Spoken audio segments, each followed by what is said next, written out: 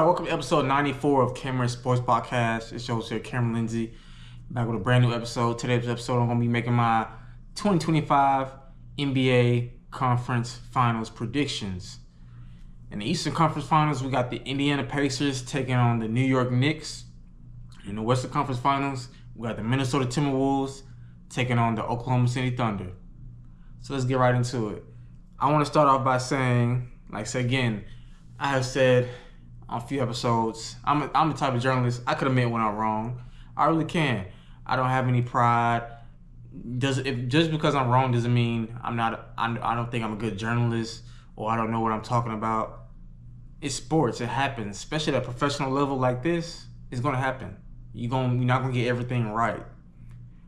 And I could admit I was wrong about the Cavs over the Pacers. I had the Cavs winning in 6. I thought with a healthy Donovan Mitchell, a healthy Garland, a healthy Evan Mobley, and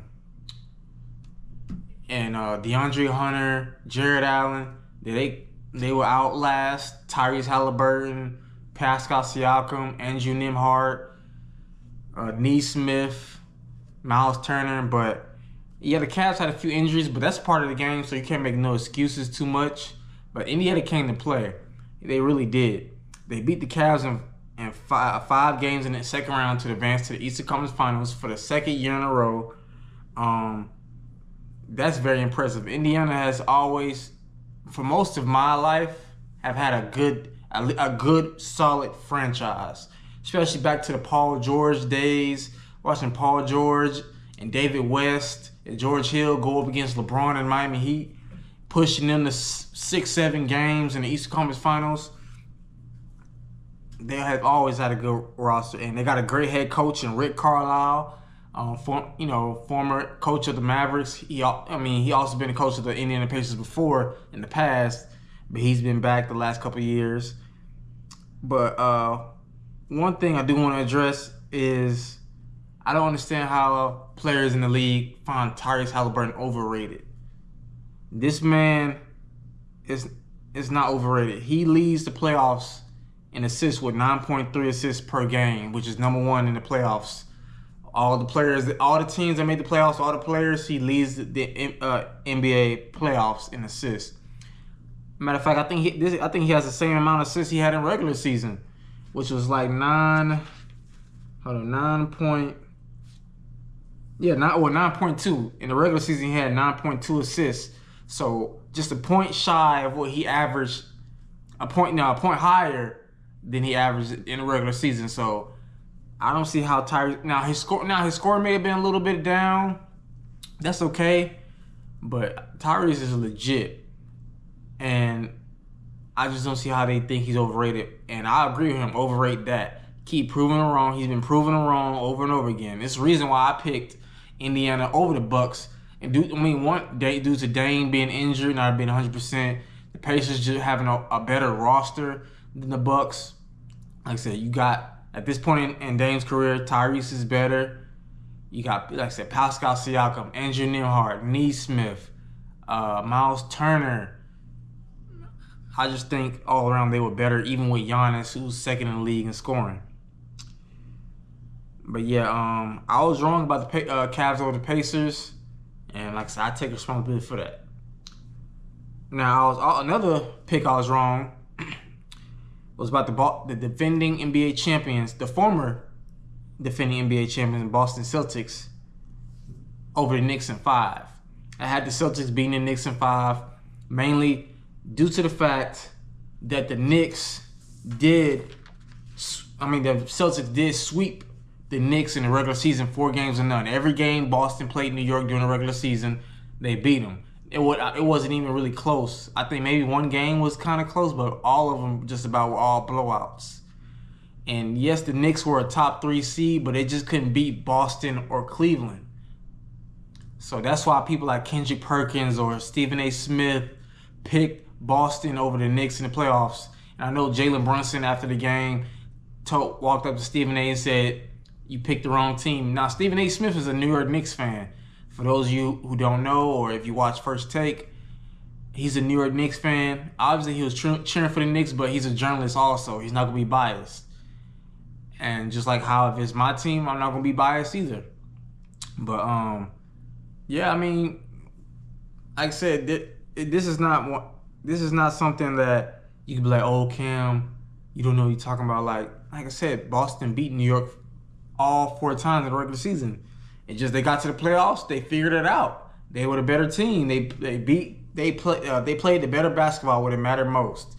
Now I understand you're gonna say some people that say Tatum got hurt. Tatum didn't get hurt until by the time New York went up 3-1. And even when Tatum was healthy, he was playing bad. He played bad in game 1, game 2. So he really wasn't even playing all that well when he was healthy. So that doesn't take the excuse right there. But like I said, Knicks beat the Celtics in 6 games to advance to the Eastern Conference Finals.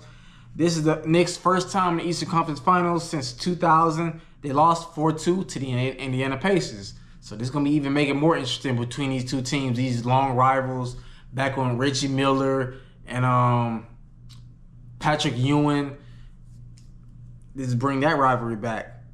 Like I said, New York Knicks head coach Tom Thibodeau, I got to give him credit. You know, a lot of people in the media critiquing him because he plays his starters a lot of minutes. Players like Josh Hart, a couple times during the regular season, he played Josh Hart all 48 minutes in a basketball game. Heck, times they would go into overtime, Josh Hart has played the whole regulation and overtime. And people thinking like, oh, he's going to drive his players into the dirt. If he does this in the playoffs, it's going to hurt them. But I can't tell that that team is tired out there. They've been playing well, hard. OG Anunoby, Mikal Bridges, Mitchell Robinson coming off the bench. Cat has been playing pretty well. And of course, Jalen Brunson has been balling, averaging over 26 points per game during that series against Boston. Now, in the regular season, the Knicks did win the regular season series against Indiana 2-1. Now this one is tough. Like I said, the Knicks do got the home court advantage, but you can't underestimate Indiana. Even at work, one of my coworkers, shout out to him, Zay, he said, all right, now, y'all keep underestimating the boy Halliburton, and I hope the Knicks don't do that. I really hope they don't underestimate him. He can shoot the ball. Now he don't have the prettiest jumper. Neither does Nikola Jokic, but his 3-pointer goes in somehow. I've seen some ugly jumpers in my life, from Sean Merriman with the Mavericks and Suns to Halliburton to Nikola Jokic, but it goes in. So it works for him. Now, like I said again, in this matchup, I will give the slight edge to the New York Knicks because I think Jalen Brunson is slightly better than Halliburton. I think Cat obviously is better than Miles Turner. So, or Pascal Siakam. So, and then shout out to Cat. He played well in that Game 6 game against Boston. 21 points, 12 rebounds. And of course, Jalen Brunson balled out. But they do got better defenders. They probably on Halliburton. They probably put I could see them putting Mikal Bridges on Halliburton because he did a phenomenal job in those last second. I forgot which games it was. Maybe game two and three. I think that Mikal, he last few possessions of the game, he locked down Jaylen Brown. He stole the ball from him. He stole the ball from Tatum. He didn't let Tatum get the ball. So I could possibly see the New York Knicks putting somebody like a really good defender like Mikal Bridges on Halliburton, or maybe OG Anunoby, possibly one of them two wing players that are 6'6", 6'8", can be a good length to put on Halliburton. But I'm going to New York Knicks in 7 games. Like I said, due to the fact they do have home court advantage, I do trust Brunson a little bit more than Halliburton. Like I said, Brunson's a better scorer. Is the better scorer than Halliburton. Halliburton, I say, is more better at dishing out. But I've seen Jalen ball out this whole postseason just like Halliburton, and I trust his scoring just a little bit more. I trust Cat a little bit more than I do Pascal, Nesmith, Andrew Nembhard, Miles Turner. I expect Josh Hart to be Josh Hart, Mikal to be Mikal, OG to be OG. You also got the players off the bench from New York, so I expect them to also step up. But I'm going Knicks in 7. I think this will be a long-fought series that's going to bring back the rivalry between Indiana and New York. Now, moving on to the Western Conference. Minnesota beat the Warriors in 5, 4 games and 1 in the second round to advance to the Western Conference Finals. They also beat my Lakers in 5 in round 1, 4 games to 1. Now, with that being said, I do have one thing to answer that this question I've been seeing. Is if Ant leads Minnesota to the finals, is he the face of the NBA? And I have to say, I think so. I think if he at least gets Minnesota to the finals at his age, he's only 22 years old. He'll probably be one of the best Minnesota Timberwolves of all time. If he wins the championship, he probably could pass Kevin Garnett as the best Minnesota Timberwolves, because Kevin Garnett did some amazing things, but he never led Minnesota to the finals or never led them to a championship. But I think if he at least gets to the finals, I think he's the face of the league, because one, he beat Nikola Jokic last year in the playoffs. He beat LeBron. He beat Steph, even though Steph did get hurt in one game, but he played majority of the series. He was out for a couple games, but he beat Jimmy Butler, beat Draymond. You beat Luka. You beat all these players, future Hall of Famers, these All-Stars. And on Twitter X, Randy Orton, WWE superstar Randy Orton, crowned Ant the Legend Killer. And a matter of fact, also last year, he beat Kevin Durant. And he's averaging 26.8 points per game in the playoffs, just as much as he's averaging in the regular season, just about. So I think he is a face in the NBA if he does get the Minnesota Timberwolves to the finals. Because if he beats OKC, because Shea, he's up for MVP. If he beats OKC, that's another MVP potential player that he beat to get to the finals. This run that he's on would be, I think, just as impressive as Dirk in 2011. If y'all remember, if y'all watched that playoff run with the Dallas Mavericks in 2011, when he beat my Lakers in the first round, they swept them. Beat OKC in 5-6 games. They beat, who else they beat? I think it was Memphis. They beat the Lakers. I think it was Memphis, OKC. I know they beat the Lakers and OKC. I think they beat OKC in the Western Conference Finals. And they beat LeBron and Bosh and Wade in the NBA Finals in 6 games. That was impressive. With a team that was no super team, only had one superstar. Dirk, he was still a superstar, but he was more on the decline of his career at that point. But yeah, I think that'd be impressive. And I think because he's a two-way player, he plays both sides of the ball. He has an amazing 3. He's explosive to the rim at 6'4", 6'5".